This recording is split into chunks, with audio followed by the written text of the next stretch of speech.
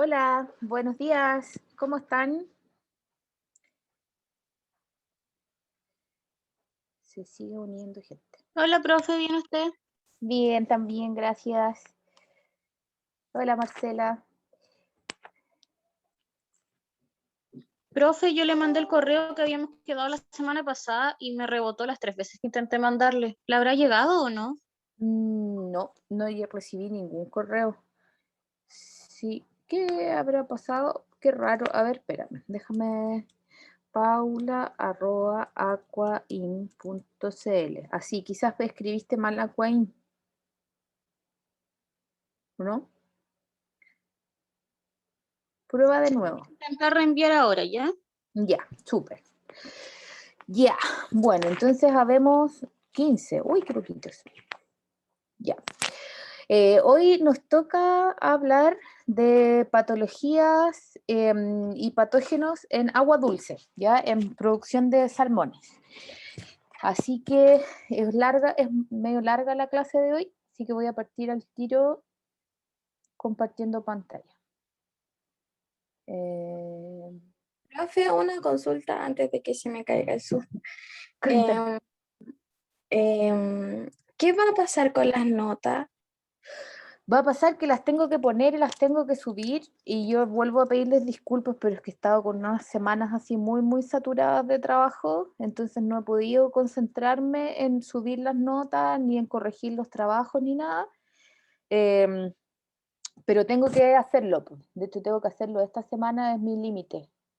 Así Ya. que eso, o sea, las pruebas están, todos las rindieron excepto una persona que ya me avisó que no la había rendido y que tiene que escribirme un correo para dar una recuperativa, pero todas las demás, los demás alumnos rindieron su prueba y los trabajos me los entregaron todos menos una persona que ya también hablé con ella para que me mande el correo y recupere.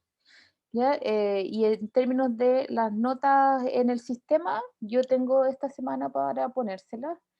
em, y eso, pero como les decía la semana pasada, el mayor porcentaje de notas la prueba tenía un máximo 230 puntos y no sé, como el 60% del curso está entre los 210 y los 220 puntos.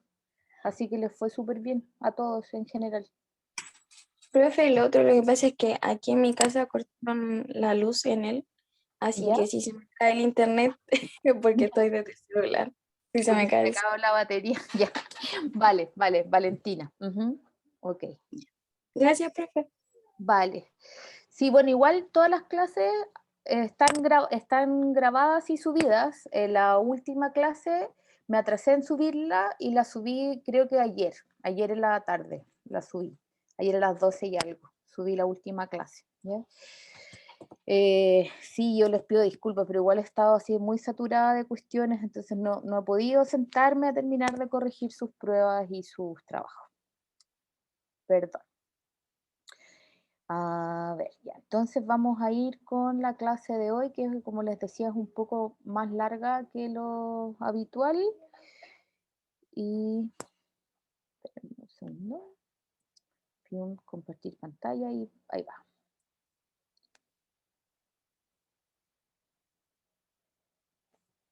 Aquí está. ¿La ven, cierto?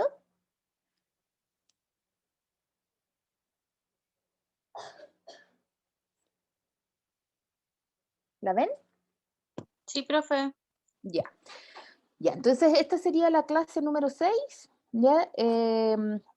Ahora entramos de lleno a lo que es producción de salmones. Y hoy vamos a ver las patologías de agua dulce. ¿Se acuerdan que... ¿se acuerdan? Espérenme un segundo que tengo a mi hija chica aquí. Cuéntame. La 006 y 003.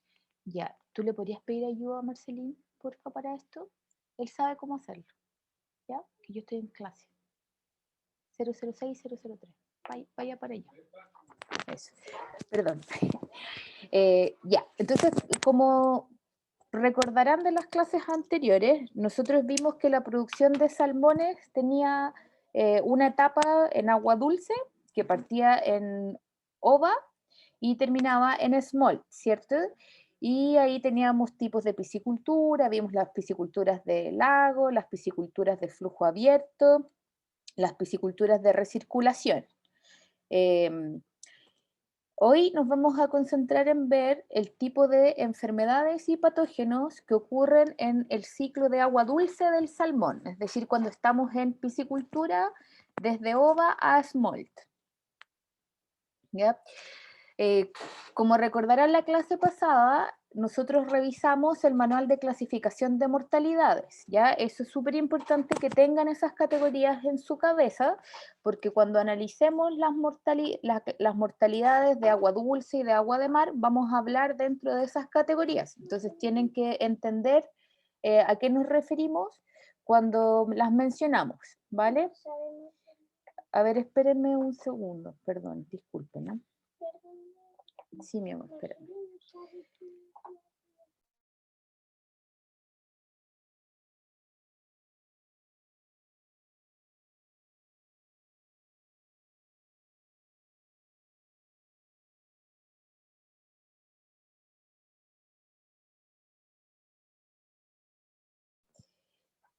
Ya, perdón. ¿Cómo se retrocede? No, quiero ir para atrás. Ahí sí, ya. Entonces hoy vamos a entrar a lo que son las clasificaciones de mortalidad en agua dulce y las categorías que aparecen más prevalentemente en esta etapa del cultivo del salmón. La más importante sin duda es la micosis, ¿ya? Las micosis que son enfermedades causadas por hongos con un 27.1%, que es la categoría infecciosa más importante. Luego tenemos sin causa aparente un 22.8%, ya desadaptados y rezagados 10.2%, daño mecánico 8.9%, y otro tema infeccioso que aparece es el virus de la necrosis pancreática infecciosa, que representa aproximadamente un 6.4% de las mortalidades. Entonces, en términos de infecciosas, que es lo que vamos a ver ahora, lo más importante son las micosis, la flavobacteriosis y el IPN. Y hay otras enfermedades que también representan algunos porcentajes menores, pero que igual las vamos a revisar porque es importante que tengan en su cabeza todos los tipos de cuadros que podríamos llegar a ver en agua dulce. O sea, acá hay un gráfico para que se lo graben en su mente en términos de relevancia. Entonces, sin duda, lo más importante en agua dulce son las micosis, con un 27%. Luego tenemos esto sin causa aparente. ¿Se acuerdan que cuando analizamos las categorías dijimos que el sin causa aparente en realidad no debería aparecer? Porque el sin causa aparente es un estado previo a hacer la clasificación real. Sin embargo, como pueden ver, y estos son datos de la industria sacados de los reportes del Servicio Nacional de Pesca, pueden ver que es muy prevalente el dato de sin causa aparente, un 23%. Un 10% son desadaptados o rezagados. ¿Se acuerdan que son estos individuos que tienen algún tipo como de falla estructural, como por ejemplo después de una vacunación hubo adherencias dentro de su sistema intraperitoneal y por ende nunca consumen bien el alimento, nunca convierten bien el alimento y terminan siendo estos individuos con cabezones y flacos y alargados, ¿sí? Desadaptados o rechazados. por daño mecánico, un 9%, que no deja de ser importante esto, si recuerdan ustedes que el daño mecánico en agua dulce tenía bastante que ver con un mal manejo. O sea, se relacionaba principalmente con manejos de densidades altas, que eso hacía que los peces se rozaran con los bordes del estanque, etcétera. Entonces, un 9% es bastante alto si pensamos que esto simplemente tiene que ver con hacer un mejor manejo dentro de la piscicultura. Y el IPN, que es el virus de la necrosis pancreática infecciosa, que también esto es relevante porque en piscicultura se hace un manejo que es el screening de reproductores, ¿ya? Y en el screening de reproductores yo chequeo que todas mis ovas y el semen con el que produzco mi siguiente generación esté libre del virus de la necrosis pancreática infecciosa, que es una enfermedad de transmisión vertical. Entonces, a pesar de que estoy haciendo un screening de reproductores, aún así estoy teniendo un 6% de IPN en mis pisciculturas en Chile.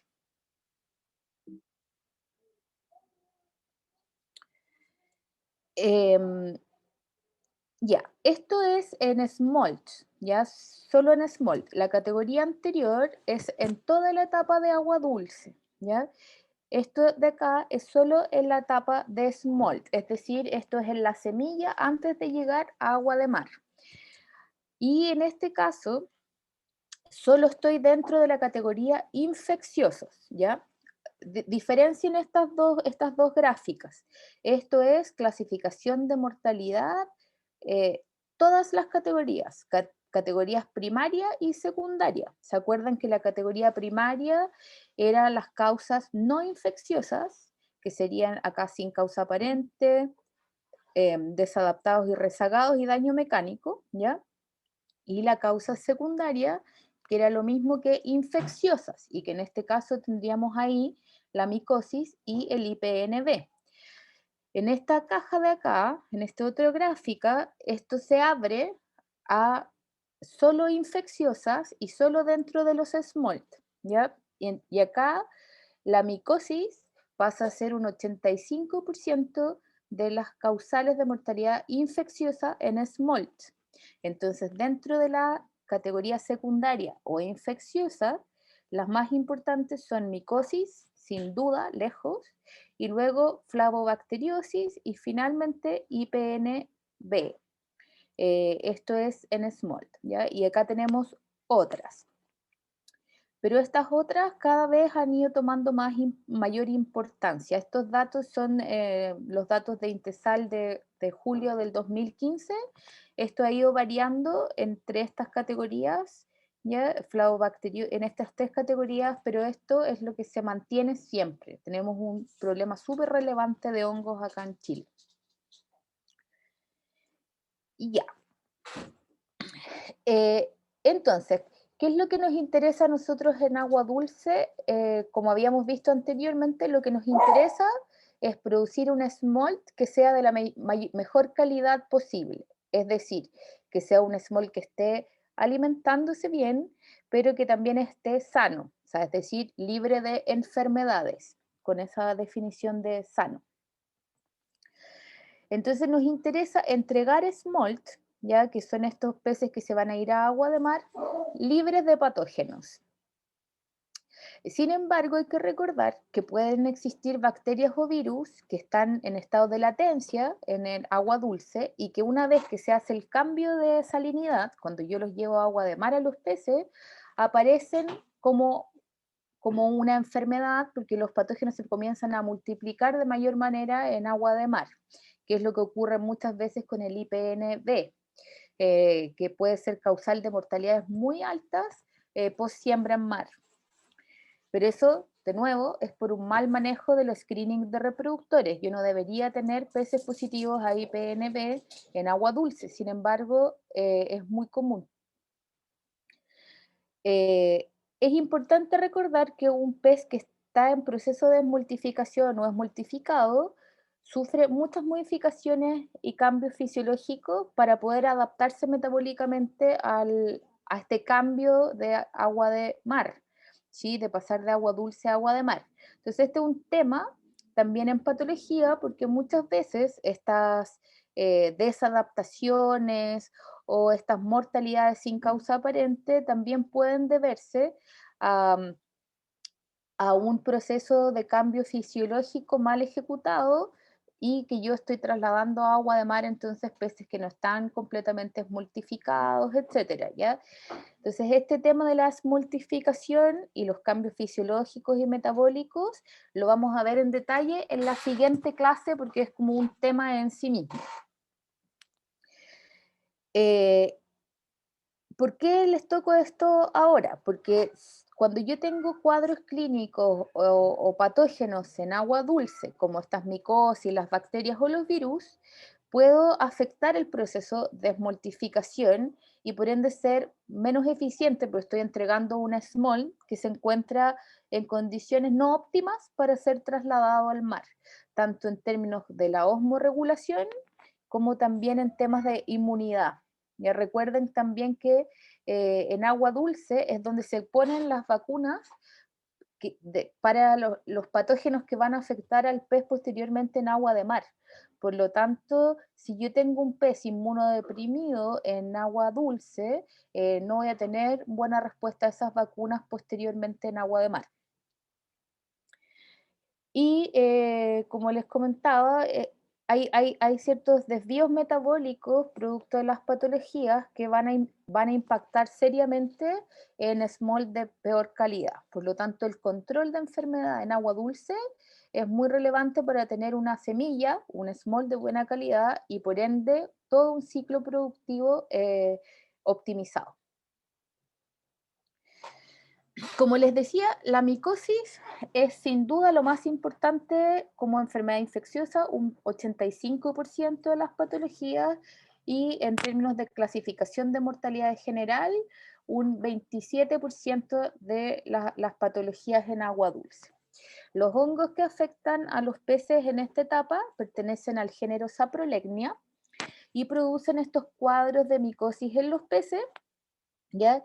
Que su impacto principal es que son como la puerta de entrada a otros patógenos.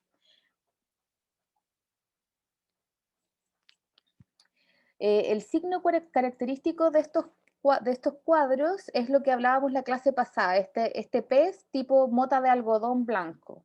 El pez se cubre de las hifas de los hongos y entonces tiene una apariencia como de oveja. Está cubierto por estas hifas blanquecinas y parece realmente una oveja cubierta de algodón. En general, esto lo afecta más a nivel de aletas, ¿ya? Aletas caudales principalmente, aletas dorsales también, y se pueden ver también las branquias muy afectadas con estas motas de algodón y entonces son peces que también respiran mal. En términos del diagnóstico es bastante simple de diagnosticar, ¿ya? Porque se ve físicamente, es fácil de distinguir en la apariencia física. Acá en Chile afecta a las 3 especies de salmón que se cultivan, tanto salmón del Atlántico como salmón cojo y trucha arcoíris. En las distintas etapas del proceso de agua dulce, nosotros podemos ver saprolegniasis tanto en ovas como en smolt. O sea, en todas las etapas, recuerden que era ova, alevín con el saco vitelino, luego alevín con marca par, y luego de eso pasábamos al smolt, ¿cierto? Entonces, en todas las etapas del ciclo de agua dulce puedo ver saprolegnosis. Se hace un diagnóstico específico por medio de PCR para secuenciar la región intergénica de los transcritos, ¿ya? Pero eso es para identificar la especie de saprolegnia. Sin embargo, esto uno podría decir que tiene más bien un interés académico, porque el tratamiento para la saprolegnosis, independiente de la especie, es siempre el mismo, ¿ya? Ahora, es importante saber que no hay solo una especie de saprolegnia, sino que hay varias. Sin embargo, la más prevalente en Chile es sin duda la saprolegnia parasítica. Esta es una microscopía de la saprolegnia y como pueden ver acá son muchas hifas de hongo que acá se ven así como estas pelitos transparentes y que es lo que da esta apariencia de mota de algodón en el macro, en la macropatología. Entonces, como les decía, en Chile se han descrito varias especies de saprolegnia, que son las que ven acá: Saprolegnia australis, delica, declinoferax, parasítica, y acá hay otras SP1 y SP2, porque en el fondo todavía no tienen nombre, y se describen tanto en etapa embrionaria como en etapa adulta, en distintas regiones de Chile. Está diseminado por todas las regiones donde se hace ciclo de agua dulce de salmón, pero como pueden ver acá en el cuadro, sin duda la más prevalente en todas las especies es Saprolegnia parasítica. Sin embargo, se puede ver acá también una tendencia a que en etapa embrionaria la saprolegnia parasítica es menos prevalente que las otras especies, australes, delica, declino y ferax. ¿Sí? O sea, acá pueden ver en la tabla que en etapas embrionarias las otras especies se detectan más que saprolegnia parasítica. Pero nuevamente esto es de interés más académico porque el tratamiento siempre es el mismo. En general, este hongo se desarrolla en agua dulce solamente porque no resiste y no tolera bien ambientes con mayor concentración salina. Por lo tanto, uno de los tratamientos que se hace es baños con sal, ¿ya? Ese es uno de los tratamientos que se hace. También se hacen tratamientos. Antiguamente se hacían tratamientos con formalina, pero eso está actualmente prohibido por la normativa, y actualmente el producto que se usa es el Bronopol, ¿ya? El Bronopol es uno de los únicos casi productos autorizados para el tratamiento de saprolegnia en Chile, ¿ya? Y se puede utilizar como tratamiento tanto en ovas como en peces, ¿ya? Aquí están las dosis, que en ovas son 50 ppm, aplicado en baño por 30 minutos, y en peces son 20 ppm aplicado en baño también por 30 minutos. Y en el caso de baños con sales, también se puede utilizar en ovas y en peces, y son baños de una concentración salina, esto es sal, es NaCl, al 3% por 1 hora. En este caso, esto de nuevo es como un foco de interés de innovación, porque estamos súper limitados en términos de la cantidad de productos que podemos utilizar para controlar la saprolegnia en Chile. Tenemos el baño con sal y el Bronopol, no tenemos más, y se ha observado que hay un aumento de casos de saprolegnosis, ¿ya? En Chile, que han mostrado cierta resistencia a los tratamientos, tanto como al agente químico, en este caso al Bronopol, como al tema de los baños con sal. Por lo tanto, es necesario generar nuevas herramientas para poder hacer control de esta patología que es altamente prevalente, ¿ya? Dentro de lo que es prevención, es muy importante la bioseguridad de las pisciculturas, ¿ya? Esto es la desinfección de todos los elementos que ingresan a los estanques y mantener una buena calidad del agua. ¿Se acuerdan que vimos hace unas clases atrás que había habido un viraje de tipo de piscicultura producto de esta saprolegnosis? Entonces, las empresas están virando de pisciculturas de flujo abierto, en el que yo no controlo muy bien esta calidad de agua, porque está siempre entrando agua desde el río, desde las vertientes o desde los pozos al sistema, y eso puede entrar con materia orgánica, etcétera, etcétera. Y también estos estanques de las pisciculturas de flujo abierto estaban afuera y estaban cubiertas con mallas, etcétera, pero actualmente lo que se está utilizando son pisciculturas de flujo cerrado, pisciculturas de recirculación, que están en galpones cerrados y donde yo ahí puedo controlar mejor la calidad de mi agua y regular la cantidad de materia orgánica que tiene esa agua, y como están en galpones cerrados, entonces tampoco me llega viento con ramas o ese tipo de contaminación de materia orgánica que finalmente termina con alta prevalencia de cuadros de saprolegnosis y de otros patógenos. Entonces, en términos de costo, era muy ineficiente tener ese tipo de piscicultura. Por ende, ahora la mayoría está haciendo pisciculturas de recirculación. Ya, entonces el segundo cuadro infeccioso más importante en agua dulce, como lo vimos, ¿sí? Es la flavobacteriosis. La flavobacteriosis, hay varias especies involucradas, ¿sí? Está Flavobacterium columnare, Branchiophyllum, Aquatile, Johnsoniae y Psychrophyllum, que es el más común. Y todas las flavobacterias son bacilos gram negativos filamentosos, ¿ya? De la familia Flavobacteriaceae. Los más prevalentes, o sea, los que aparecen con mayor frecuencia, son Flavobacterium columnare y Flavobacterium psychrophyllum. Están también presentes, igual que Saprolegnia, en las 3 especies de salmón, tanto salmón del Atlántico como salmón cojo y trucha arcoíris. Y como vimos en el gráfico anterior, es la segunda causa de mortalidad infecciosa en Chile después de la micosis. En el caso de Phragobacterium psychrophyllum, el cuadro que ocurre es una necrosis ulcerativa de piel, ¿ya? Eso es lo más común, pero también puedo observar infecciones sistémicas afectando varios órganos. Eso también se puede ver, pero es poco común. Lo más común son estas necrosis ulcerativas en piel y aletas, producto de que este patógeno tiene varios factores de virulencia, ¿ya? Donde destacan estas adhesinas, las exotoxinas y las proteasas. Entonces, estas proteasas son las que finalmente terminan produciendo estas necrosis ulcerativas en piel y aletas.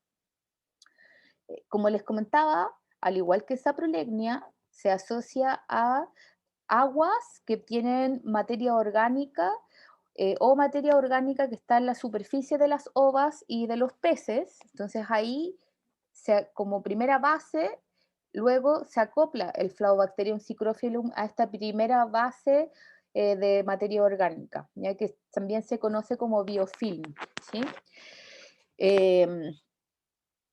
Los malos manejos, como desviaciones de parámetros ambientales, temperatura del agua, calidad del agua, favorecen la colonización de estos agentes patógenos. Y, entonces lo más característico de esta Flavobacterium es su capacidad proteolítica. Ya eso quiero que se les quede en su cabeza.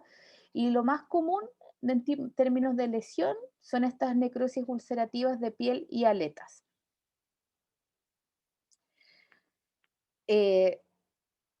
La Flavobacterium psychrophyllum puede causar enfermedades que tienen distinto nombre, ¿ya? Entonces, una de estas enfermedades es la enfermedad bacteriana del agua fría, em, que, que en el fondo es este cuadro que yo les decía, que son estas lesiones de aletas, ¿ya? Pero también se ha descrito como el síndrome de la Levin de trucha arcoíris, pero esto es básicamente porque esta misma lesión se describió en trucha arcoíris, entonces apareció también con esta otra ciclo. La Flavobacterium psychrophyllum es la flavobacteria más importante en Chile y causa pérdidas económicas que son altamente relevantes. Eh, Básicamente y principalmente porque repercuten en la calidad del smolt.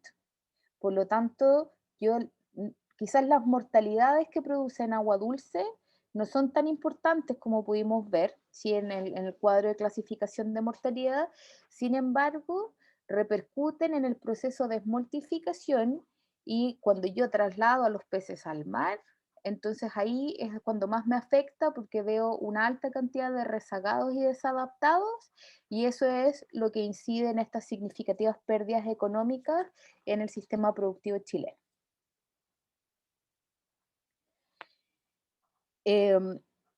Ya, entonces, cuando yo veo una flavobacteria instalada en branquias, lo que voy a ver en términos de patología son branquias pálidas y además con mucho mucus, muy babosas, ¿ya? Como la flavobacteria Psychrophilum y en general las flavobacterias son ulcerativas, entonces puedo ver distintas úlceras en distintas partes del cuerpo, distribuidas mayoritariamente en la zona dorsal y en la cola o en el pedúnculo. Pero también, como les decía, y esto no hay que perderlo de vista, también puedo tener flavobacteriosis interna con órganos inflamados de manera sistémica. Entonces voy a tener vasos de mayor tamaño, esplagnomegalias, riñón de mayor tamaño, renomegalias, y también puedo tener congestión en la grasa visceral.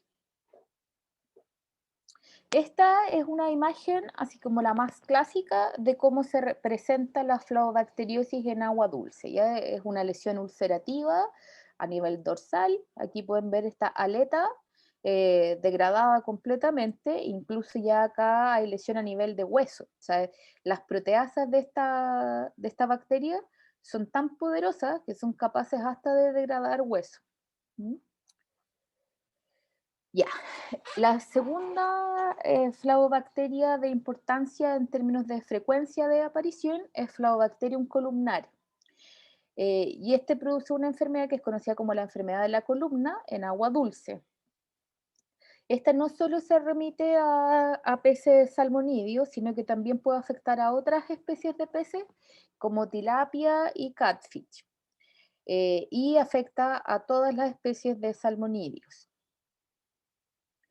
Se caracteriza, a diferencia de la otra Flavobacterium, que es la Flavobacterium Psychrophilum, Flavobacterium columnare es capaz de producir un pigmento, ¿ya? Entonces, yo voy a poder observar branquias pálidas con acumulación de mucus, que eso es idéntico a lo que hacía Flavobacterium Psychrophilum, ¿cierto? Pero en este caso, el mucus puede presentar un color amarillento anaranjado, y eso va a ser distintivo de la presencia de Flavobacterium columnare.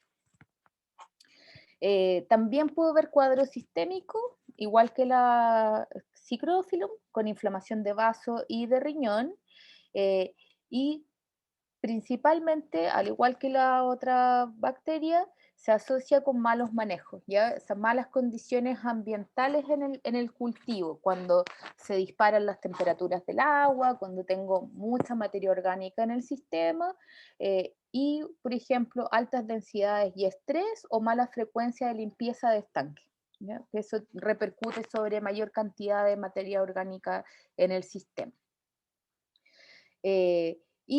Como les decía, todos estos cuadros, tanto las micosis como las flavobacteriosis, son más prevalentes en pisciculturas de lagos y en pisciculturas de flujo abierto, razón por la cual la salmonicultura nacional hizo una migración a pisciculturas de recirculación que, a pesar de ser más caras en términos de infraestructura e inversión, en el largo plazo son más económicas en lo que respecta a eficacia de producción de esmolto. Acá podemos ver un cuadro de Flavobacterium columnare, como les mencionaba, son branquias pálidas, pero con esta lesión característica de color naranjo, ¿ya? Que es el pigmento que produce la bacteria. Ya, para ambas bacterias, al hacer una tinción de Gram, yo voy a ver bacilos filamentosos Gram negativos, ¿ya? Después les voy a mostrar una fotito de cómo se ven. Son pequeños, entre 1.5 y 7.5 micrómetros de largo. Y también está esta diferencia, que es con que el Flabobacterium psicrophyllum es levemente más pequeño, más, o sea, más corto, digamos, que el Flabobacterium columnare, que es un poquito levemente más largo. En términos de cultivo, los medios de cultivo que utilizo son TIES y MAOA, ¿ya? Y el cultivo lo tengo que hacer a 18 grados Celsius y ya a las 72 horas yo ya puedo apreciar ahí un crecimiento bacteriano. Para distinguir las columnas, o sea, las colonias, Flabobacterium tiene un crecimiento circular, y la colonia crece de manera circular en la placa de cultivo, en estos medios TIES o MAOA, y las colonias son brillantes y generalmente tienen estos bordecitos regulares, ¿ya? Y son anaranjaditas. A diferencia de columnares, que la colonia se forma circular, pero con bordes que son irregulares, ¿ya? Y no es brillante, sino que tiene como un aspecto, claro, acá dice rizado, pero en realidad, no sé, pues sería como de merenguito, algo así, como con estas puntitas, ¿ya? No es liso, por eso no se ve brillante. Si yo quiero identificar, diferenciar cuál está presente, si es Psicrophyllum o columnare, y de nuevo esto tiene más como aplicaciones académicas o dentro de los programas de vigilancia y control del Servicio Nacional de Pesca, ¿ya? Los sistemas de identificación que se utilizan son los denominados API, ¿ya? Que son estas técnicas enzimáticas para hacer clasificación de bacterias que ustedes las deben haber utilizado en otras, en otras clases. Pero lo más común y lo más rápido, y en realidad en producción de salmones lo que más ocupamos para hacer diagnósticos son los diagnósticos moleculares y las técnicas de PCR o polimerasa en cadena, ¿ya? Y que en este caso nuevamente es como que se identifican fragmentos específicos de las bacterias, que son estos denominados segmentos ITS, ¿ya? Que son estos segmentos muy conservados por cada bacteria que te permiten hacer una diferenciación por especie. Acá podemos ver a la tinción de Gram, este es un vaso de un salmón del Atlántico, ¿ya? Y se pueden ver acá estos bacilos alargados, ya filamentosos, que son las flabobacterias, ¿sí? Y la tinción clásica de una tinción Gram negativa.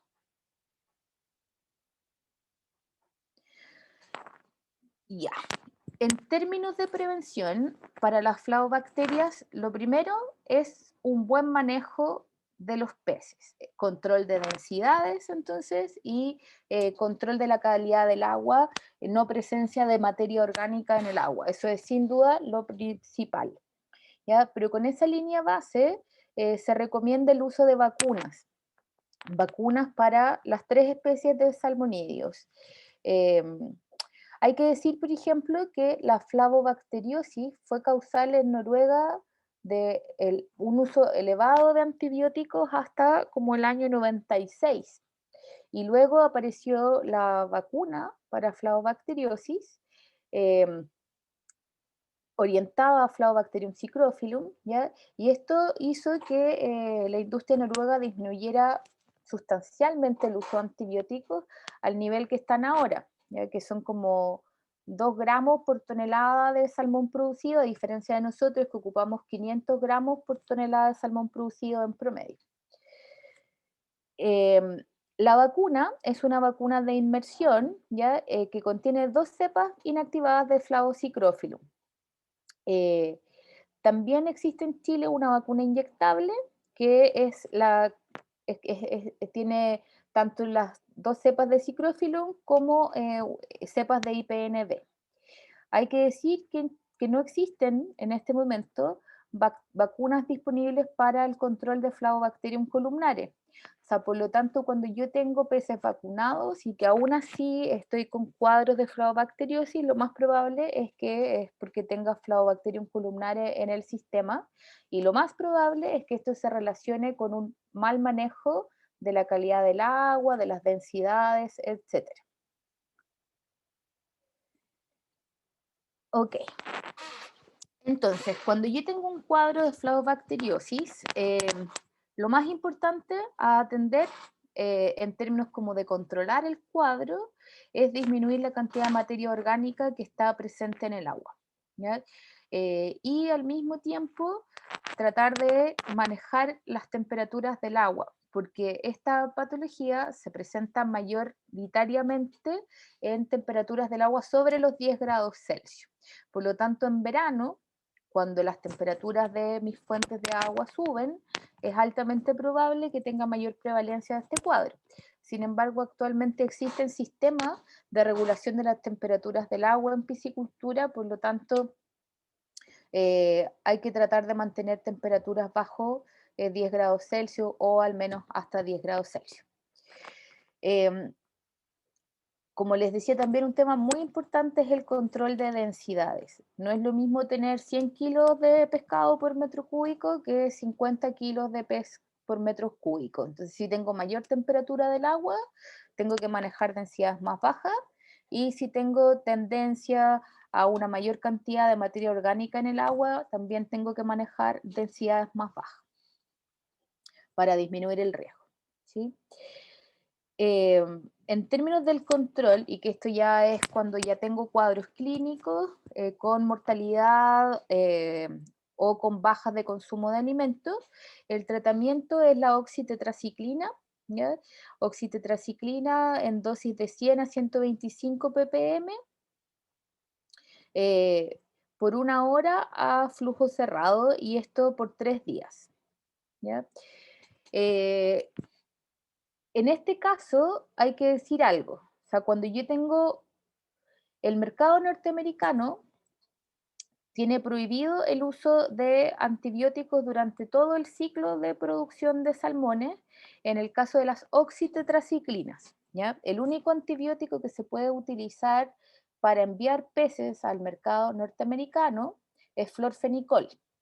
Por lo tanto, si yo tengo un cuadro de flavobacteriosis externa en agua dulce y tengo que utilizar oxitetraciclina, utilizo oxitetraciclina para controlarlo, ya ese pez no puede ir al mercado norteamericano por trazabilidad, ¿ya? Entonces, en ese caso, se transforma en crítico el tema del manejo de esos peces. Es indeseado el tener un cuadro de flavobacteriosis externa, y principalmente se relaciona con mal manejo, por lo tanto al que le llega ahí directamente es al veterinario. Y cuando tengo cuadros internos de flavobacteriosis, ahí sí es posible utilizar el florfenicol, que como les decía, sí es un antibiótico que está autorizado por el mercado norteamericano, y ahí se utilizan 20 miligramos por kilo por 15 días. ¿Ya? Pero aún así, este tratamiento es bastante menos eficiente que el tratamiento con oxitetraciclina. ¿Preguntas hasta acá?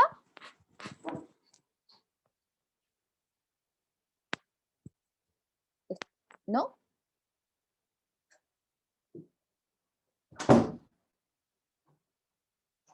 ¿No hay ninguna pregunta todavía? Ya, ok. Me interrumpen cuando quieran, ¿ya? Si para preguntar cualquier cosa, si no entienden o si quieren que les dé más detalles, más descripciones. Ya, entonces el tercer patógeno más importante en agua dulce es el virus de la necrosis pancreática infecciosa, ¿ya? Este es un virus que tiene distribución mundial, y es un virus súper relevante a nivel mundial porque provoca pérdidas económicas significativas. ¿Mm? Afecta principalmente a individuos juveniles, eh, por lo tanto repercute en la calidad del smolt, y deja a los peces susceptibles de, cuando se hacen estos traslados de agua dulce a agua de mar, es donde aparecen las mortalidades. Cuando yo estoy en agua dulce y yo tengo cuadros de IPN, lo más probable es que vea solo bajas en los consumos de alimento, pero no voy a ver mortalidades elevadas producto del IPN. Entonces es un virus bien persistente en términos de morbilidad, pero no produce alta mortalidad. Sí produce alta mortalidad cuando traslado los peces a agua de mar, y ahí puedo ver mortalidades de 6% hasta 12% yo he visto en traslados por causa de IPN. Y eso es brutal. Además es partir mal. O sea, parto con una semilla que viene mala, viene piteada de fábrica en el fondo. Y eso es pésimo para todo el resto del ciclo productivo.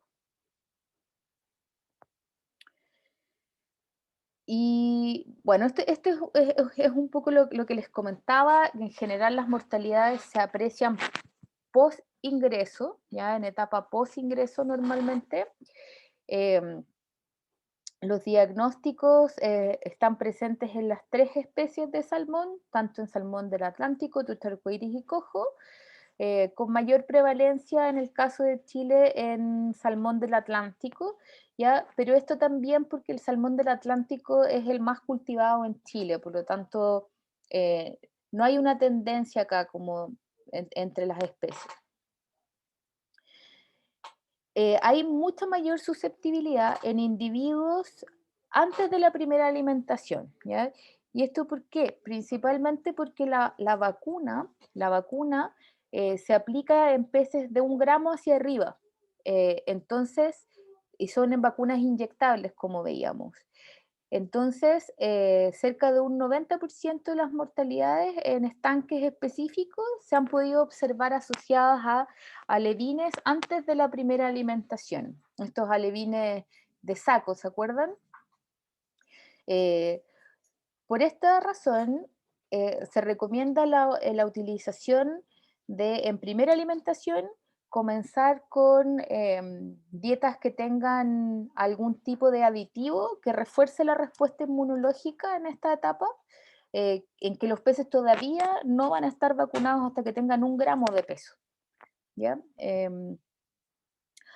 Ahora sí, actualmente están entrando vacunas, de hecho hace como 2 años, 3 años atrás, entraron nuevas vacunas que son vacunas de inmersión, y eso me permite vacunar peces un poco más pequeños y protegerlos durante mayor tiempo dentro de la etapa de agua dulce.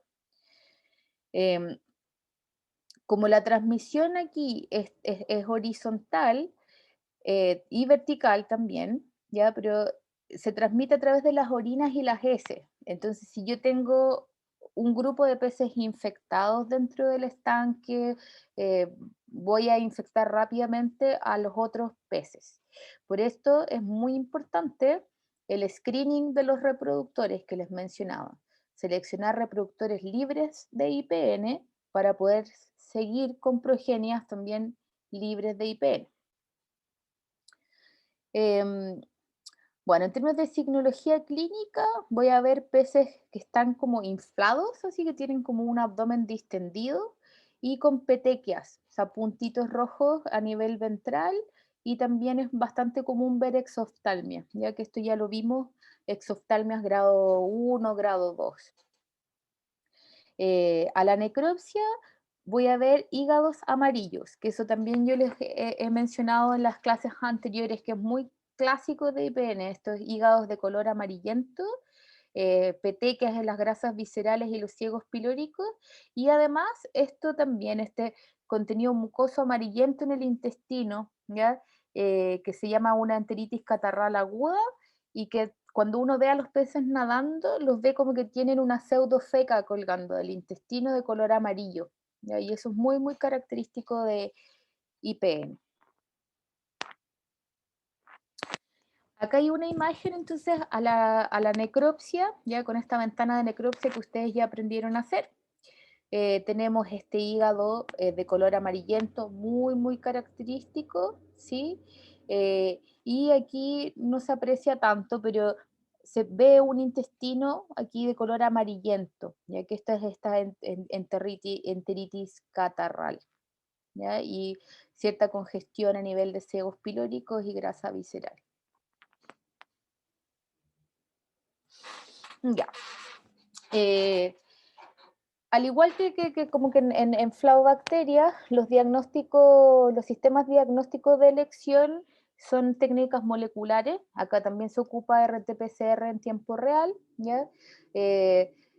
Y también se clasifica, se busca esta especificidad de especie y de grupos, porque en el IPN hay distintas cepas, ¿ya? Y estas cepas se clasifican en dos serogrupos distintos, que es el serogrupo A y el serogrupo B. Y también hay diferenciación dentro de cada serogrupo, ¿ya? Entonces hay bastante variabilidad dentro de lo que es IPN. Por lo mismo, el PCR es el diagnóstico de elección porque me permite diferenciar en una sola muestra y con una sola análisis rápido además, cuál es la cepa que tengo presente, cuál es el serogrupo y cuál es el serotipo dentro del serogrupo, ¿ya? Ok.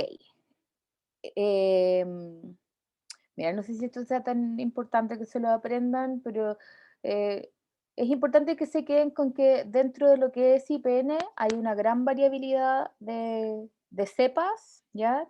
Hay dos serogrupos y dentro de cada serogrupo también hay distintos serotipos, ¿ya? ¿Por qué es relevante esto?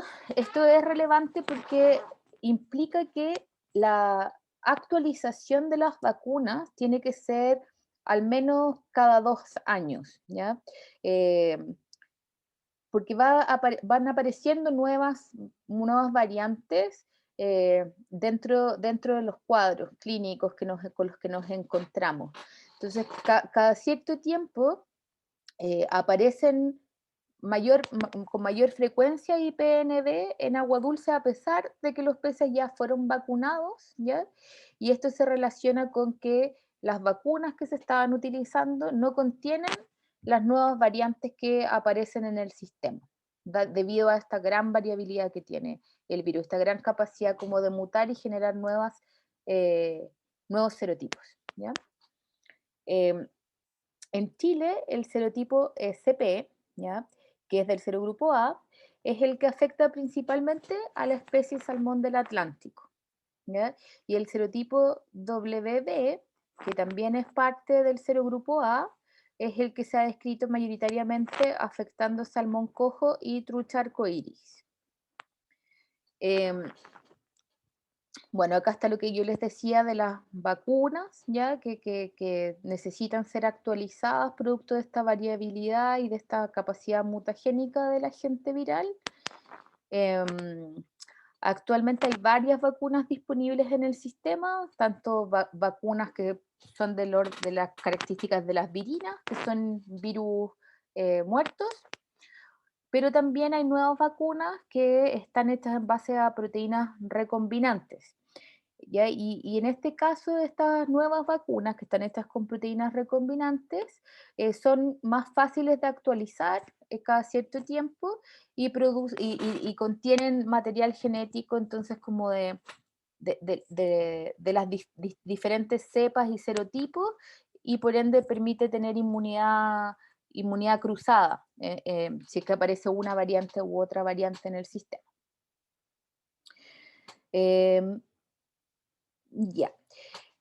Como este es un virus, entonces cuando yo quiero replicar el agente en el laboratorio, después de que me llega una muestra o yo tomo una muestra en el centro de cultivo, acá lo que hacemos es hacer un cultivo en una línea celular, la línea celular de elección, donde tiene mejor crecimiento el IPN, es la línea CHC214, ¿ya? Que es una línea celular derivada de salmón Chinook, ¿ya? La sigla significa Chinook Salmon Embryo, ¿ya? Es una línea celular de embrión de salmón Chinook. Y aquí es donde tiene mayor crecimiento. Yo hago un macerado de órganos, centrifugo, filtro, de ahí extraigo entonces las partículas virales y luego lo mezclo con el medio de cultivo de las líneas celulares y hago una infección con el virus, y después de 48 horas ya yo podría estar viendo lo que se conoce como efecto citopático. Entonces que las células van a empezar a morir producto del crecimiento dentro del virus, ¿ya? Y esto ya a ese nivel lo puedo también marcar con anticuerpos y observar por medio de inmunofluorescencia la presencia de estas partículas virales que reaccionan frente a la fluorescencia de color verde, dando cuenta de que dentro de esa célula creció el virus del IPNB. ¿Ya? Y eso se ve así. ¿Ya? Esta es la línea celular CHC214, ya que es una línea celular bastante como ¿cómo se dice con esta forma? Con forma de ojo, así crecen normalmente. Al marcarla con el anticuerpo, entonces yo acá veo esta fluorescencia verde sumamente marcada perinuclear. Si se fijan, esto no está dentro del núcleo, sino que es perinuclear, está en el citoplasma, ya dando cuenta de la infección con IPNB. Al mismo tiempo yo puedo ver estos puntos, ¿cierto? Estos puntos donde hay más marcas de fluorescencia, que son conocidos como las unidades formadoras de virus. ¿Ya? IPNB tiene estas unidades formadoras de virus ubicadas de manera perinuclear, y desde ahí entonces el mecanismo de producción viral se empieza a extender al resto del mecanismo celular. Ujú. Ok. Ya, entonces hasta aquí preguntas, algo, no, nada, me interrumpen por favor cuando sea, ya que esto es como harta información. Yo les dije, esta clase es como harta información y un poco más larga. ¿Qué hora es? Son las 12:01. Chicos, ¿quieren ir a recreo un rato? Terminamos con IPN y nos vamos a un recreo de unos 10 minutos, ¿les parece? Ya, profe, sí. Ya, ok. Ya, entonces en IPN, en términos de prevención y control, como yo les decía, el IPN es parte del Programa Sanitario General de Reproductores acá en Chile. ¿Eso qué significa? Significa que cada vez que yo ocupo una ova o el semen de un reproductor, yo chequeo a estos reproductores en términos de RT-PCR, ¿sí? Para chequear que son negativos a la presencia de IPN. Entonces, si son negativos, yo utilizo esas ovas y ese semen para continuar con mi programa de cultivo en piscicultura. Pero si son positivos, yo elimino esas ovas y ese semen, porque en Chile hay un programa de erradicación de IPN, entonces no puedo mantener material genético de individuos positivos. Ya. Lo que les comentaba antes, en términos de prevención, existen vacunas para controlar el IPN. Las nuevas vacunas son estas vacunas de inmersión que me permiten controlar la infección de manera temprana en peces más chicos que 1 gramo. Entonces, puedo vacunar pececitos de 0.5 gramos que son muy chicos. Así, a ver, como mi dedo chico, como 1/3 de mi dedo chico, o de sus dedos chicos. Son muy, muy pequeños. Y luego el gramo de peso, yo ya puedo utilizar estas vacunas inyectables, ¿ya? Y que como comentábamos, hay monovalentes o polivalentes que generalmente vienen asociadas con Flauobacterium y con otros patógenos como Rickettsia. Ok. Actualmente en Chile también existen programas de mejoramiento genético, ¿ya? El más avanzado es el programa de mejoramiento genético de Aquagen, ¿ya? En que ellos utilizan unos marcadores moleculares dentro de la secuencia de los peces que son conocidos como los QTL. Los QTL son secuencias en tándem que se repiten dentro de la secuencia genética de un individuo pez, de una familia de individuos salmón, que son específicos para una característica que en este caso lo que se busca es la resistencia a IPNB, resistencia. Entonces yo con estos QTL, que son estos marcadores moleculares, ¿ya? Puedo buscar esas secuencias QTL rápidamente dentro de las familias. Entonces, un programa de mejoramiento genético que antes, no sé, podía demorarme hasta 10 años como en seleccionar familias resistentes a IPN, ahora me puedo demorar 3. Lo puedo hacer muy rápido a través de esta metodología de los QTL. Y actualmente en Chile tenemos variantes genéticas que son resistentes a IPNB. Y las diferencias son notables. O sea, en verdad es como que una variante genética que no está QTL positivo a IPN puede llegar a tener mortalidades de entre 6 a 12% post traslado al mar, versus variantes QTL que tienen 0% como de mortalidad post traslado al mar y 0% de positividad. Así que este programa de mejoramiento genético ha sido altamente relevante como en erradicar el IPN de Chile, a pesar de que todavía está presente.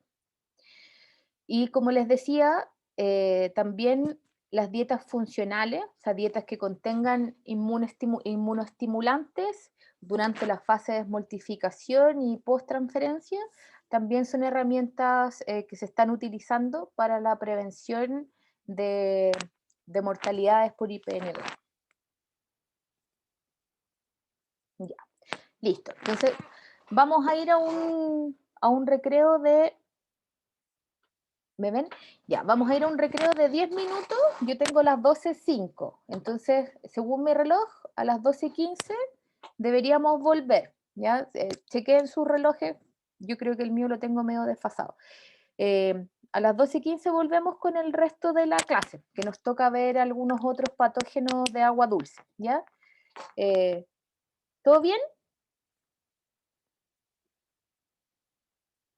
Sí, profe. Sí, profe, Ya. todo clarito. Ya, perfecto. Entonces nos vemos en 10 minutos, chicos. ¿Sí? En 10 minutos volvemos para acá a terminar la clase.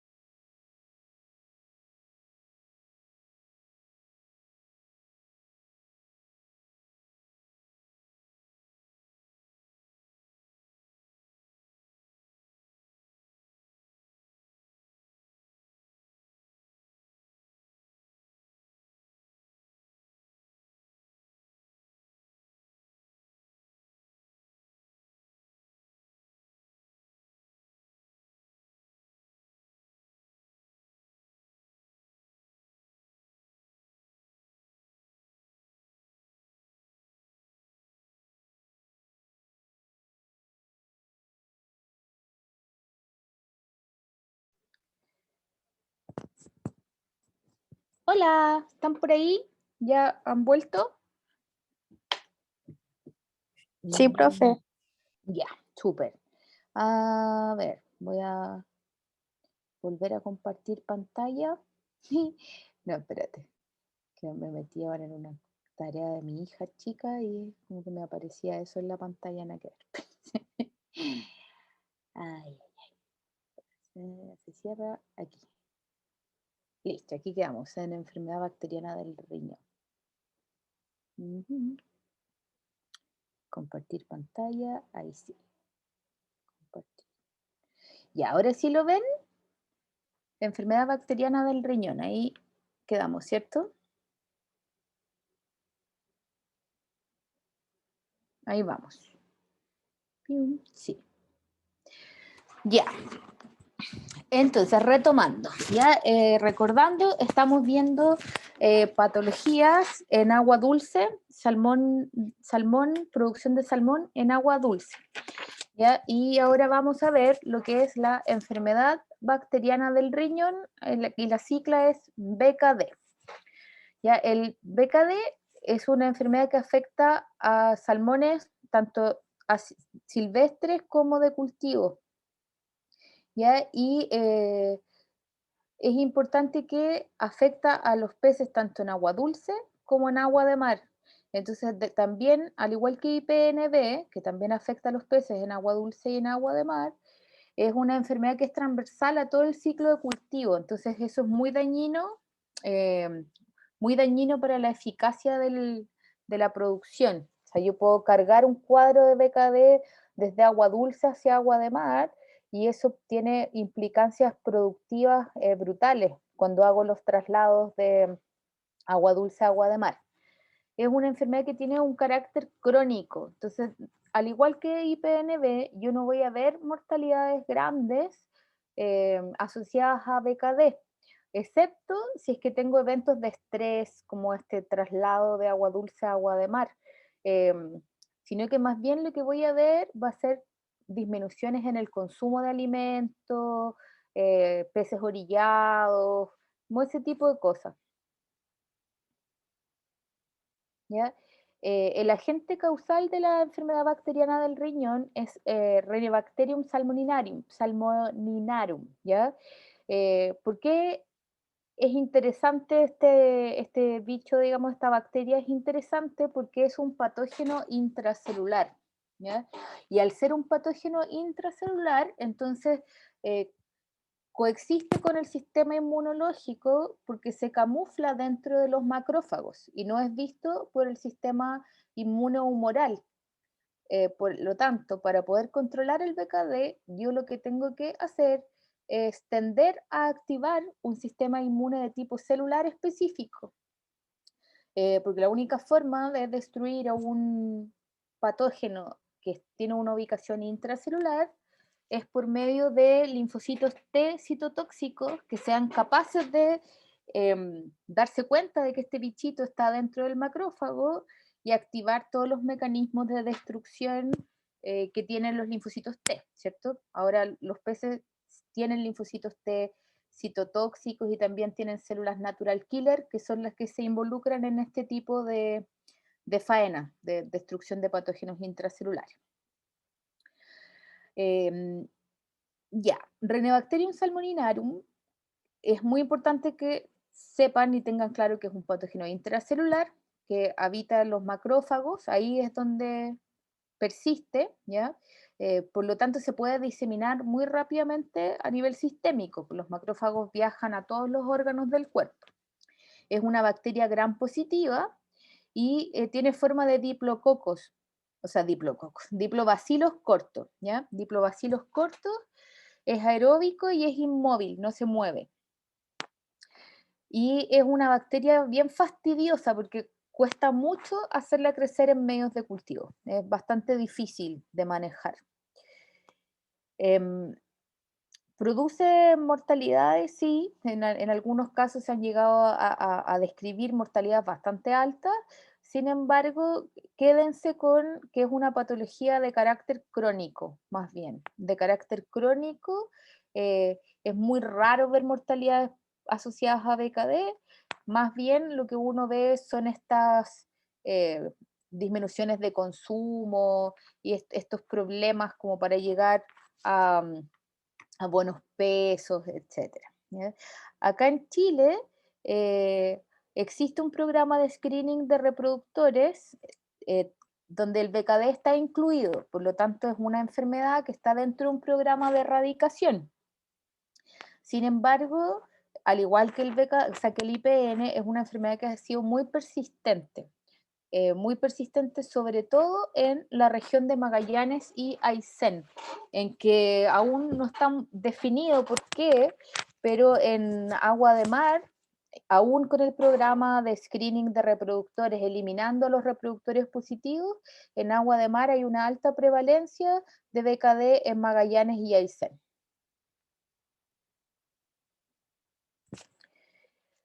En este caso sí hay una susceptibilidad por las especies salmonídeas de salmón del Atlántico y salmón del Pacífico, no así el trucha arcoíris, que se caracteriza por ser un poco más resistente que las dos especies de salmones, ¿ya? Como les decía, como es su manifestación es crónica, entonces básicamente me tengo que fijar en disminuciones de consumo de alimentos, empiezo a ver estos peces orillados, estos peces más o menos letárgicos, y algo súper, súper característico es peces que aparecen con el lomo oscuro, ya se oscurece la piel, y entonces yo los veo desde arriba y veo lomos oscuros, como negruzcos, que normalmente deberían ser plateados, ¿cierto? Y yo entonces ahora los veo y veo lomos oscuros. Pueden presentar branquias pálidas, hemorragias abdominales y exoftalmias también, y distensión abdominal. Pero como han podido darse cuenta, estas signologías de branquias pálidas, distensión abdominal, exoftalmia, son bastante genéricas. O sea, aparecen en varias patologías. En IPN veíamos lo mismo, ¿cierto? Pero en IPN esta pseudofeca o este hígado de color amarillo, súper característico, me lleva a IPN. En el caso de BKD, este dorso oscuro es bastante característico de BKD.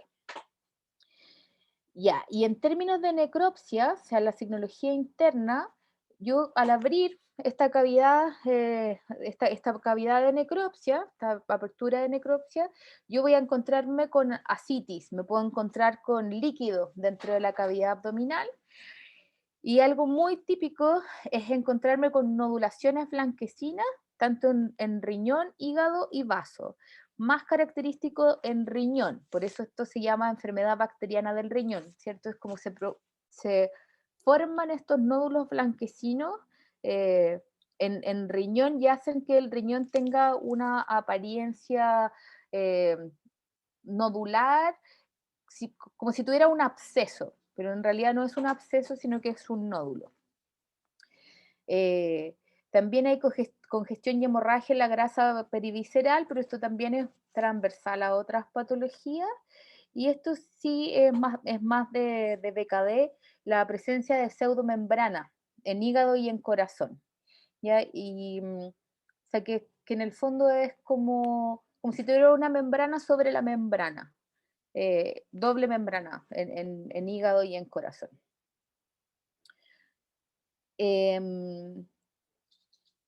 Ya. El impacto productivo, al igual que el IPN, es cuando traslado a los peces al mar. Cuando traslado a los peces al mar, entonces voy a ver estas mortalidades en el caso de que esté muy avanzado el cuadro en agua dulce, pero de nuevo más bien estos bajos consumos y la alta frecuencia de desadaptados, ya con la importancia económica que eso tiene. Acá tengo un cuadro clásico de BKD, ¿ya? Entonces, como pueden ver acá el riñón, que es esto que está aquí, está gordo, ¿sí? Esto debería ser planito, pero acá se ve inflamado y al mismo tiempo estas pelotitas blancas que están ahí y que acá en el hígado se pueden ver más claramente, estas pelotas blancas que son nódulos blanquecinos, y aquí en el vaso también, es un vaso muy grande, ¿sí? Una esplenomegalia muy marcada y estos nódulos blanquecinos ahí presentes. Son lesiones de tipo granulomatosa. Ujú. Bueno, el crecimiento de esta bacteria, como les comentaba, es extremadamente fastidioso, cuesta muchísimo manejarlo en el laboratorio. Yo hice una pasantía cuando estaba en pregrado manejando esta bacteria y les puedo dar fe de que hacerlo crecer es muy, muy, muy difícil. El medio que se utiliza para cultivarlo es el medio KDM, ¿ya? Ese es el medio de selección para cultivar BKD, o sea, Renebacterium salmoninarum, perdón. Y a la tinción de Gram, como les decía, es un Gram positivo y tiene esta forma como de diplobacilo. Ouch. Tiene esta forma como de diplobacilo, que en el fondo son dos bacilos pegaditos, uno no se ve muy bien, ¿eh? Pero son dos bacilos pegaditos uno al lado del otro, que es como una, a ver cómo se podría, cómo se lo puedo graficar. No, no sé cómo darles un ejemplo, pero son dos bacilos pegaditos por el extremo, que esto que se ve, no se ve, que se ve como, ay, no se ve, está muy chico el aumento, debería haber sido con mayor porte. Ya, bueno, y este que está aquí bien asquerosito es un BKD muy marcado, ya muy marcado. Estas lesiones granulomatosas de riñón que de verdad se pueden llegar a ver así, de este tipo. Muy marcado, nódulos muy, muy, muy gigantes, muy grandes. O también no tan marcados como lo que vemos acá, que son nódulos blanquecinos debajo del riñón, en un riñón de mayor tamaño, y estos nódulos blanquecinos extendidos por otros órganos.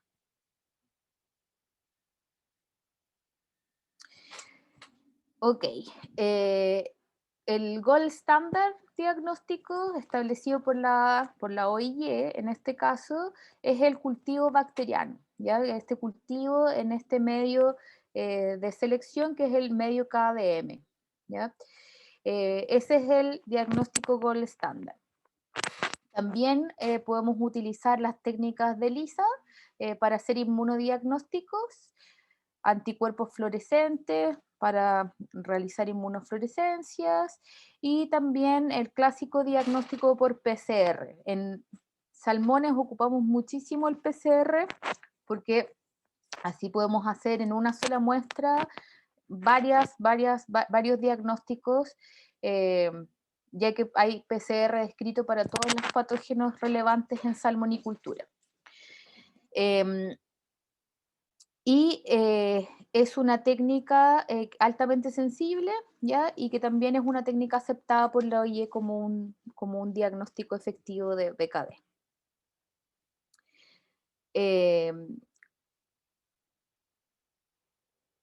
Ya. Entonces, acá se ve mejor, acá se ve mucho mejor esta tinción de Gram, ¿ya? Donde podemos ver acá dentro de un macrófago, acá ya el macrófago se rompió, y entonces como se rompió, vemos que se está expandiendo al medio estos diplococobacilos, se están expandiendo al medio, y acá está el macrófago. Con las bacterias adentro. Acá tenemos otro macrófago con las bacterias adentro, ¿ya?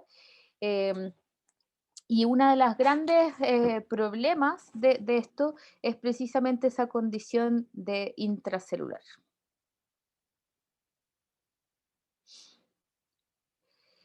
Ya, se transmite de manera horizontal también a través de peces infectados, pero también se transmite de manera vertical a través de los reproductores, razón por la cual es parte del programa de control del Programa Sanitario General de Manejo de Reproductores.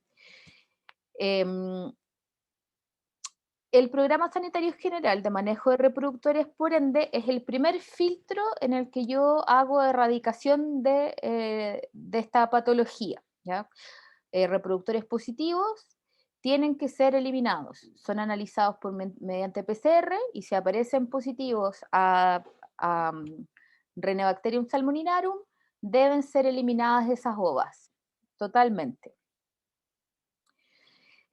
Algunos productores siguen utilizando tratamientos con eritromicina, por ejemplo, en la primera alimentación para prevenir la enfermedad, pero esto, como les mencionaba anteriormente, es una barrera de mercado para el mercado norteamericano, que es nuestro principal mercado de destino. O sea, no podemos utilizar en el ciclo de cultivo del salmón antibióticos que no sean florfenicol si queremos ir al mercado norteamericano. Existen vacunas para BKD, o sea, para el Rhinobacterium salmoninarum, ¿ya? Sin embargo, al ser un patógeno intracelular, eh, el tipo de inmunidad que yo debo generar es una inmunidad del tipo celular específica, no de tipo humoral. Y esto hace que las vacunas sean bastante ineficientes, ¿ya? Por lo tanto, el mayor control acá está dado por medidas de bioseguridad y por medidas de eliminación de reproductores positivos.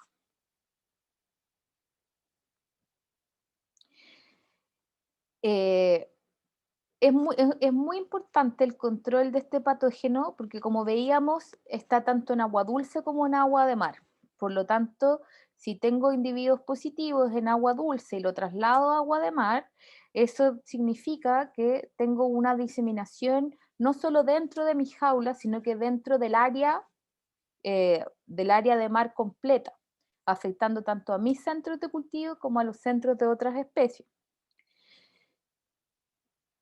Como veíamos, produce un daño permanente y crónico en los principales órganos del pez y mi principal impacto entonces son estos desadaptados y pérdidas económicas.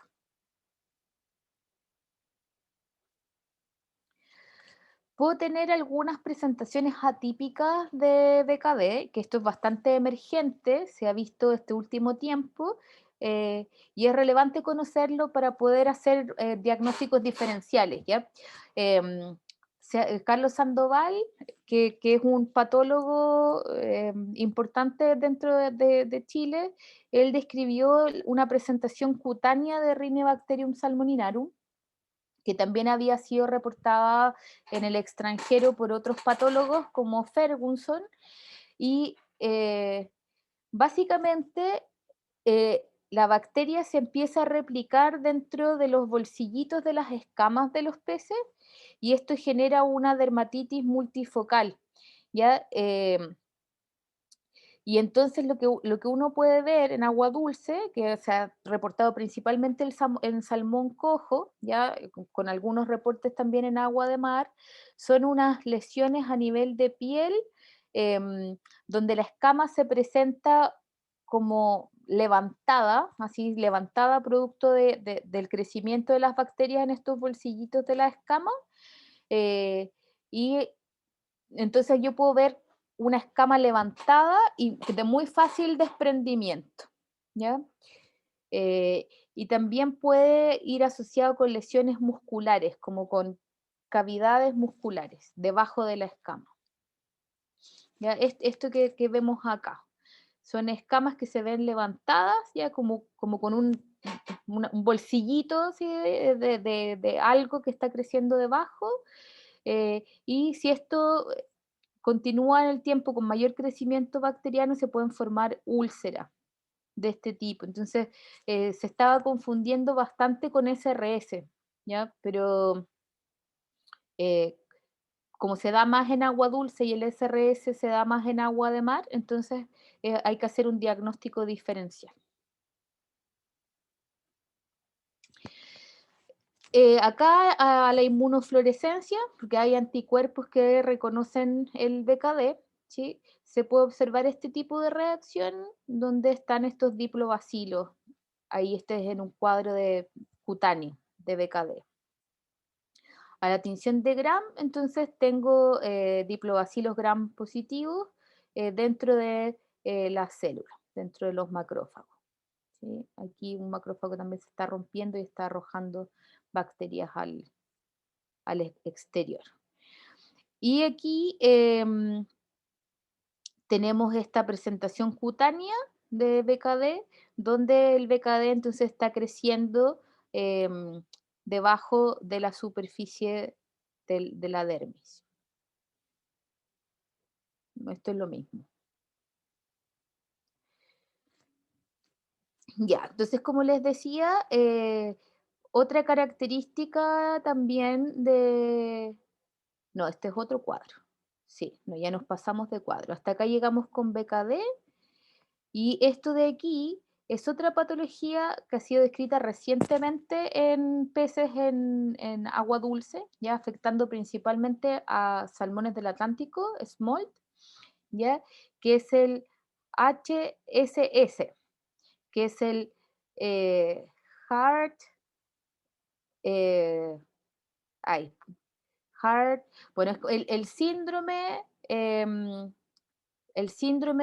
cardíaco, ya síndrome cardíaco del salmón, que se caracteriza por la producción de mucho líquido, ya un edema perivisceral extendido, en el que yo puedo observar eh, también equimosis en las vejigas natatorias, pero lo más característico es cuando abro yo la cavidad, la, cuando hago mi ventana de necropsia, puedo observar líquido dentro de la cavidad. Y también puedo observar estas petequias extendidas por múltiples órganos, la grasa perivisceral, etc. Y esto es porque tengo una patología cardíaca. ¿Ya? Esto se ha descrito así como un síndrome, porque no ha podido ser asociado aún a patógenos específicos. Ya, otra patología que se ha observado de manera reciente en, en peces en etapa de agua dulce es el SD, ¿ya? Que también es conocida como la enfermedad de Strawberry o de, ¿cómo sería Strawberry? Como de moras o moras azules o algo así. Em, ya que también es conocida en Europa como el Red Mark Syndrome, ¿ya? Y como les comentaba, es una patología sumamente emergente en el que se ha asociado un organismo Rickettsia-like como el causante de esta enfermedad. De nuevo, esto es relevante porque acá en Chile nosotros tenemos el SRS, que es causado por Pichirrickettsia salmonis, que afecta a salmones principalmente en agua de mar, y que, como les he dicho varias veces, es causal del 98% del uso de antibióticos en Chile, ¿ya? Entonces, cuando apareció acá en Chile este Strawberry Disease y se encontró un organismo rickettsial presente en agua dulce, fue como grito en el cielo, porque esta Rickettsia que nos estaba volviendo locos en agua de mar, había aprendido a adaptarse a agua dulce, entonces esto era terrible. Pero luego, por diagnósticos moleculares, se descubrió que no era la misma Rickettsia, sino que es otra Rickettsia, un organismo Rickettsia-like organism, que está en la sigla, RLO, ¿ya? Que produce una patología solo en agua dulce, ¿ya? Con estas lesiones eritematosas, que luego se elevan y terminan haciendo la destrucción de la piel y la ulceración, y que internamente no hay lesiones macroscópicas. Por lo tanto, hay varios elementos a través de los cuales yo puedo diferenciarlo de la otra Rickettsia, ¿ya? Pero es importante saber que existe, digamos, porque cuando la primera vez que apareció y que fue descrito por veterinarios que estaban vigilando sistemas de agua dulce, lo primero que se pensó fue que la Pichirrickettsia salmonis se había extendido a agua dulce y eso causó bastante polémica. Además, las lesiones, si se fijan, son bastante parecidas a lo que podemos ver con la Pichirrickettsia salmonis en agua de mar. Con la diferencia de que estas lesiones son un poco más hemorrágicas. Entonces, por eso se ve este color así medio eh, como frambuesa. ¿Sí? Ya. Hasta acá. Ya esto era lo que quería que revisáramos hoy. Son varios agentes patógenos, varios cuadros clínicos. Estos últimos son para que los tengan en mente, ya son poco comunes, súper poco comunes dentro de, el ecosistema de patología de agua dulce, em, a diferencia de estos que sí son bastante más comunes. El BKD es muy común, está dentro de nuestro programa de erradicación de reproductores, así que es importante que lo sepan en detalle, lo conozcan en detalle, al igual que el IPNB, que también está en nuestro programa de erradicación de enfermedades, dentro del programa sanitario general de reproductores, así que también lo tienen que manejar en detalle, ¿ya? Aparece con alta prevalencia, así que tienen que estudiarlo en detalle. Flavobacteriosis también es la segunda, el segundo agente de mayor prevalencia en agua dulce en Chile, por ende también deben conocerlo en detalle.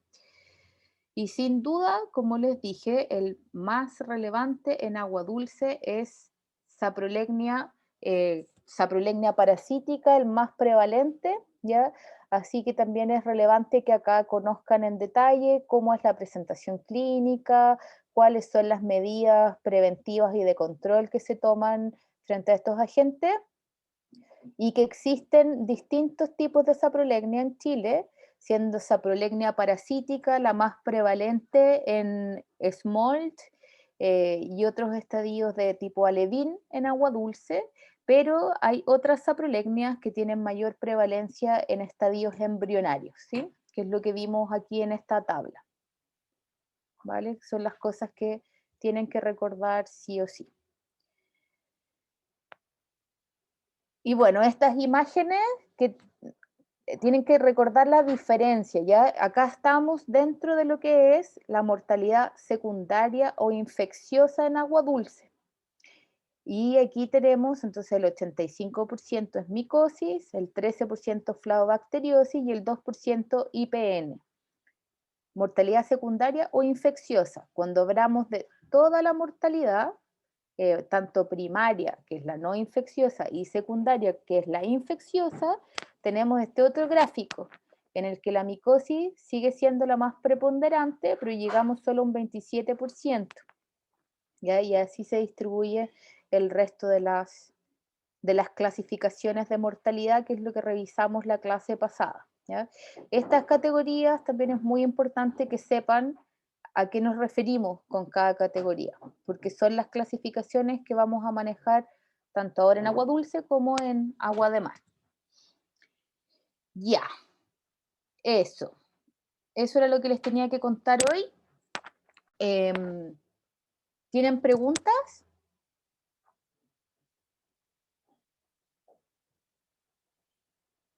Nada, profe, por ahora. Ya, súper. Miren, les voy a dejar la presentación en el sistema y la grabación para que lo revisen, pero también les voy a dejar un material de apoyo, complemento, respecto a los patógenos de mayor prevalencia en agua dulce, que son la saprolegnia, el IPN, las flavobacterias y el BKD, ¿ya?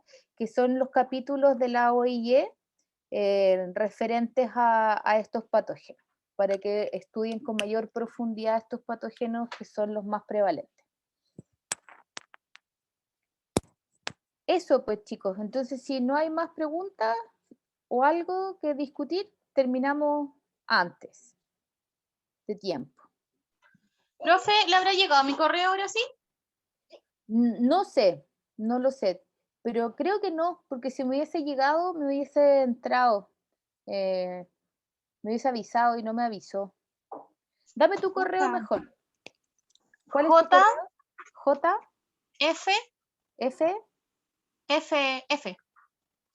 No S, F. sí, JF. escríbelo por el chat, please. Ya, Ujú. mejor. Eso, mejor.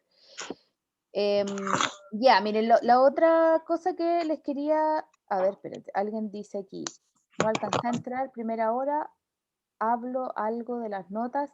Francisca Araya, sí, hablé de las notas, que se las debo porque no las he podido corregir, porque he estado muy tapada de cosas, pero esta semana, ahora sí, por favor, créanme, ahora sí, sí o sí les tengo las notas, ¿ya? Respecto al el siguiente trabajo, ya que van a tener que hacer, la próxima clase les voy a dar en detalle las instrucciones y la pauta, pero va a ser una revisión de papers. Les voy a subir papers relativos a ciertos patógenos, ¿ya? Para que los revisen y me preparen un pequeño resumen de esas publicaciones. Esa va a ser el segundo ejercicio y se los voy a dar en detalle la próxima semana. Voy a subir como 5 papers y de esos papers tienen que elegir cuál van a trabajar. Y va a ser de la misma metodología del pasado, ¿cierto? O sea, quizás en el análisis, no sé, y después mandarlo por correo. Sí, así mismo. Entonces yo les voy a subir los papers a materiales en mi UTLA y de ahí ustedes van a elegir cuál sea. No es necesario que me informen ni siquiera cuál es el paper que eligieron. Y después de eso, según la pauta, van a tener que hacer un análisis de los principales conocimientos que genera esa publicación, un breve abstract, pero es un procesamiento de no más de 2 párrafos. O sea, en el fondo síntesis y comprensión del artículo científico. Yo profe. Eso. Ya pues chicos, cualquier duda, cualquier cosa, me informan por correo, ¿ya? Y pucha, les reitero mis disculpas, pero en serio que es como que con esta cosa pandemia, homeschool, home office y toda la cuestión, ya estoy medio así como colapsando. Sobre todo por el homeschool, que es como lo que más quita tiempo, creo yo. No se preocupe, profe, se entiende. Ya, muchas gracias. Sí, a mí me carga no cumplir con lo que digo, pero es que ahora en serio no lo logré. Ya chicos, que estén muy bien, que tengan una excelente semana, ¿ya? Y quedo a su disposición por cualquier cosa. Que estén muy bien. La profe, gracias. Vale, chao, chao. Chao, profe. Chao, chao.